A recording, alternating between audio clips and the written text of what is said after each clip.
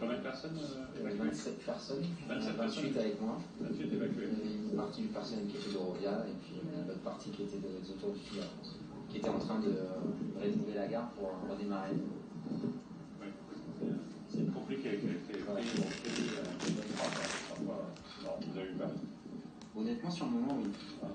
C'est ensuite aux forces de l'ordre et de sécurité qu'il s'est adressé à la direction zonale des CRS à Senon pour rappeler le soutien du gouvernement à leur action. Mesdames et messieurs, vous avez agi dans des circonstances opérationnelles extrêmement complexes, qui nécessitaient, sous l'autorité des préfets, une coordination particulièrement fine de l'ensemble des forces. C'est une zone qui a été fortement atteinte, fortement bousculée, où de nombreux blessés chez les gendarmes, chez les policiers, ont été recensés, où des actes symboliques de grande gravité, notamment sur le péage de Guersac, ont été identifiés. Et donc il était nécessaire pour moi d'être à leur côté. Quelques gilets jaunes s'étaient pourtant postés à proximité des lieux de visite du ministre de l'Intérieur. Maintenus à l'écart, ils ont pourtant voulu faire passer leur message. On aurait déjà bien voulu qu'ils viennent nous voir pour voir qu'on était là, et pour éviter de dire qu'on n'est que 12 000 gilets jaunes après sur toutes les télévisions. Donc effectivement, on n'est pas très nombreux, mais on est mobilisés.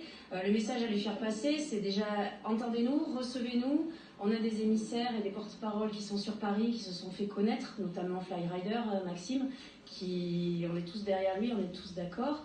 Nous, on veut de la démocratie en France et on voudrait un référendum populaire pour commencer, pour savoir aujourd'hui où en sont les Français dans leur acceptation du gouvernement actuel et des règles qu'on nous impose. Des délégations continuent d'ailleurs à être reçues par les députés LREM, comme ce jeudi à l'ESPAR, alors que les porte-paroles du mouvement seront reçus ce vendredi par le Premier ministre Édouard Philippe. À l'occasion de la